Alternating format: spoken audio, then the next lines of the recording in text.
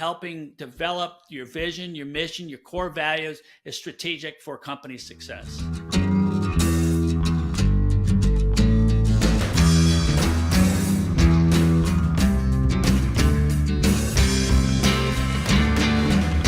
Welcome to another $4 million strategy here with Carl J. Cox. Today, our guest is Mark S. Lewis, author of Give a Damn. Mark, let's talk about today the concept of how do you create a great culture?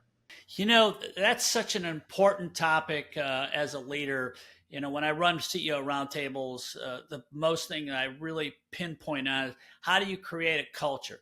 Because I tell these people that are CEO leaders, look, the best way to lose A players is to tolerate C players. So one of the first things you do is you need to analyze your current culture and how these people fit in. So on a scale of A, B, and C, you kind of label these people, whether they're A, B, or C players. And so what do I got to do to transition a C player to an A player? Sometimes it can happen, sometimes it cannot. But there's really a few things that you can do. And I think it all is evolved around creating a teamwork atmosphere. And how do you do that? Well, I have a couple things that you could implement. It's called the start, stop, keep routine. So what you're trying to do is you get feedback from your employees about what do we need to start doing that we're not doing? What do we need to stop doing that's not productive? And what do we need to keep on doing that we do well at?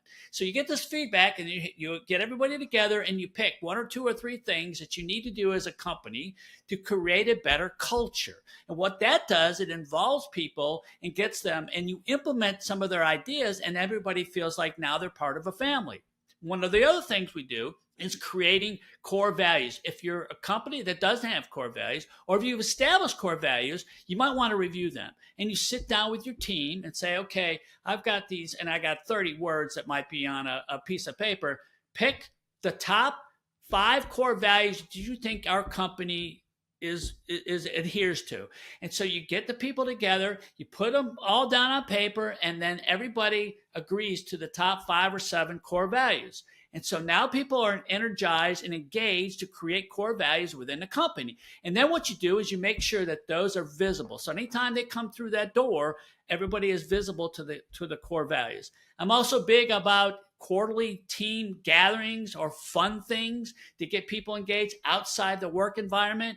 Get them together, enjoy each other. You know, I also talk this team exercise and I talked about this earlier.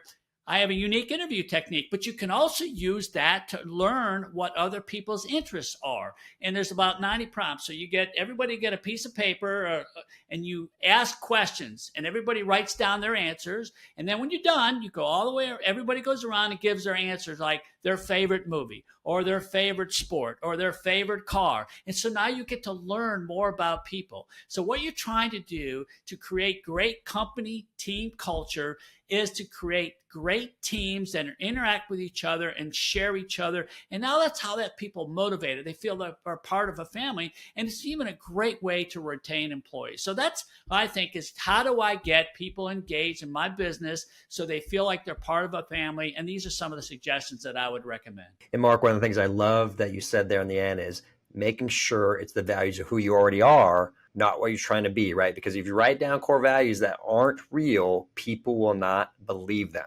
It's a great suggestion. And again, getting people involved in helping develop your vision, your mission, your core values is strategic for company success. That's right. Mark, thank you so much for your contributions to helping how to create a great strategy on $4 million strategies today. Thank you.